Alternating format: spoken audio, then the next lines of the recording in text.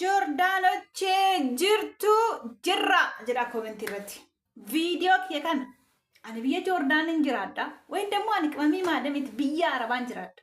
Wayin dammoo ani dubartiidha kan jettu viidiyoo kan sheerii koppiliin godha. Wayin dammoo ani obboleettiin biyya Arabaatii qaba. Haadha manaan biyya Arabaatii qaba. Wayin haadhaan biyya Arabaatii qaba. Ilmoon biyya Arabaatii qaba kan jettu viidiyoo koo kana sheerii koppiliin godha. Wantichi haardii ta'aa jira. Ergan biyya Joordaan irratti embaasiin haa banamu, qoonsolaan haa banamu jedhee viidiyoo dalaguu qabee wanti gurra keessan sinduuchu dhaga'uudhaaf siqixatti kan sin jedhu biyya Joordaan keessa dhagamaa jira. Sagaleen kun kiyya kun mootummaa federaalawaa wucci guddaa ministeerri dhimma alaa jechuudha. Maabaraayii guddaa dhimma dubartootaa bira akka ga'u sheerii koppiliing duwitii godha. Bergit hinnaga adde mufarahat bira akka nu ga'u sagaleen keenya. Adde mufarahat atis dubartiidha. Maybe ilmoo dubartiitis qabaachuu dandeessa. Dhaggeeffadha viidiyoo kiyya kana. Dhimmi alaa dhaggeeffadhu. Pirezidaanticha embaasii biyya Abudaabii keessa jiru kan Joordaan bulchaa jirtu dhaggeeffadhu. Dhaggeeffadha. Joordaan keessaa baay'ee wanna nama surratu dhagaa jira. Ijoollee lama liivirra dhufanii galgala waa himatan. Takka hoggaa fi jaja arga Joordaan dhufte. Namtichi ishiin dura bira hojjettu gudeedudha wayin daffaruudha. Akka ishii rakkisaa ture. Yeroo baay'ee silliskee qabee viidiyoollee waraabdee biirottillee ergitee abbaa manaa ishiitillee ergitee namtichi kun akka HIV'n dhiiga isaa keessa jiru hin beekte. Dhukkubsataa HIV'ti. Micayyoon tun akkuma taatee waaqayyo gargaaree biirootti deebitee gaafa biiroon illee kaasaa namticha kana himatee kaasaa micayyoo tanaa kennan ofii isaati 8,000 nyaate. Biiroon viidicha harkaa qaba. Micayyoo harkaa dammoo namtichi kun bilbila fuudhee viidiyoo hunda waan hunda suuraa hunda sagalee hunda jala haqe formaat jala godhe. Abbaan manaa ishii dammoo viidiyoo kana laaluu dadhabeet dilleetii godhe jette. Amma eenyutu harkaa qaba biiroo. Micayyoo tana namtichi kun dammoo maqaa isaatirraa naqu tanaazil hin kennuuf jedhee maquma isaatiin jirti maquma namticha saniitiin garuu mana fira isaa jirti garan biraa biiroon galche. Biiroo Itoophiyaatti gaafa bilbiltu arraa boruudha beektu biiroon Itoophiyaa. Arraa boruu jedhan. Abbaa manaa ishillee achitti himateera. Biiroon asii dammoo hojiidhaaf dhufte hojjedhadeet yeqaamaa malee amma immoo ji'a jaaf garan biroo galchee ji'a garan biraa hojjechaa jirti. Mana waggaa tokko hojjette makaraa argitee achii baate. Takka immoo ammaan tana namtichi gudeeduudhaaf daffaruudhaaf goottootaatu jira.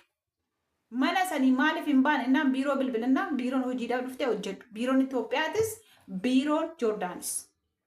Maadamii itti himattu innaan maadamiin hoodha geesse ishumatti garagaltee ishuma tumti ishumaan mormiti malee maadamuun amalli isaanii abbaa manaa isaaniitiin hin lolan. Kanaan dura akka sarratanyaa faana jiraachaa ture maadamiin hin beekteette. Filippiniin hoggaa 6 hojjette sarratanyaa Filippinii.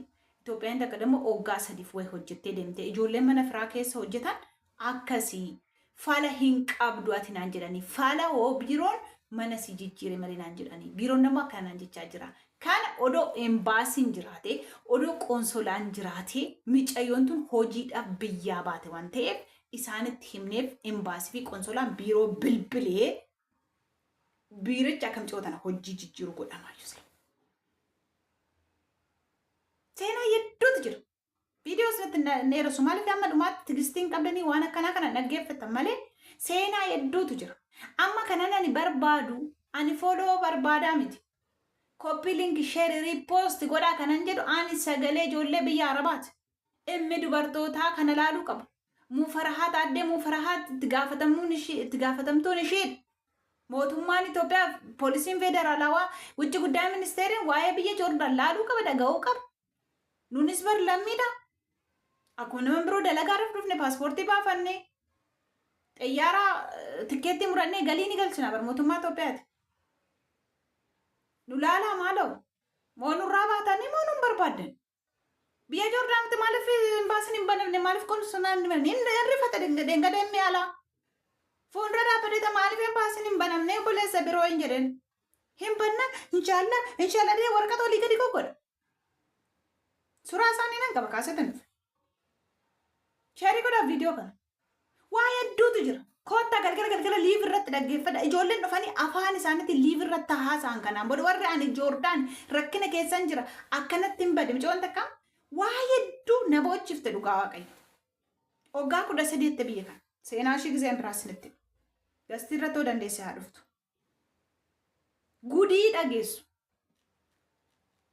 Kanaafuu viidiyoo kana sheerii koppii godha amma galgala koottaa mana kootitti liiv irratti ammaa tanaayyuu jira koottaa liiv irratti. Mana kana akka bartaniifan. Koota hundi keessanuyyuu gastii irratti koota himadha. Waan Joordaan keessa jiru koota himadha. Warri beelaa jirtu, warri gudeedamaa jirtu, warri riibamtan. Mallaqa waggaa 5. Micayyoon waggaa 13 hojjetatun mindaa waggaa 15 akkatti ishiin mana san keessaa baate simboochisti. Sababa paaspoortii, sababa waraqata adii fi sababa paaspoortii arreeffachuu kanaaf ijoolleen dhufanii kana hunda natti himatan. Amma irraa kana baruu dhiisuu koo baay'een ofitti gaddee waggaa 5 Joordaan keessa jiraadde. Oh my god. Ijoolleen Joordaan jirtan warra ala hojjetan warri jirtan bakkee warri charchii tajaajiltan mina. So minti noo imbaasiin banamte maali charchii tajaajiltuus? Eenyu tajaajiltu? Waaqayyo nama akkanaa kana qarqaaraa jedhaa miti.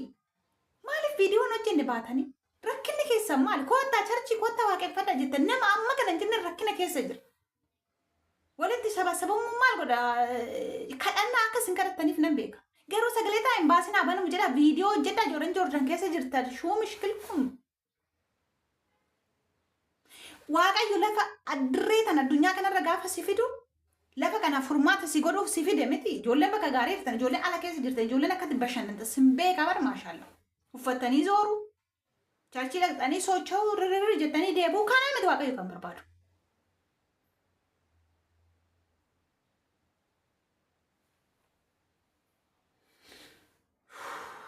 Koftaa furmaata.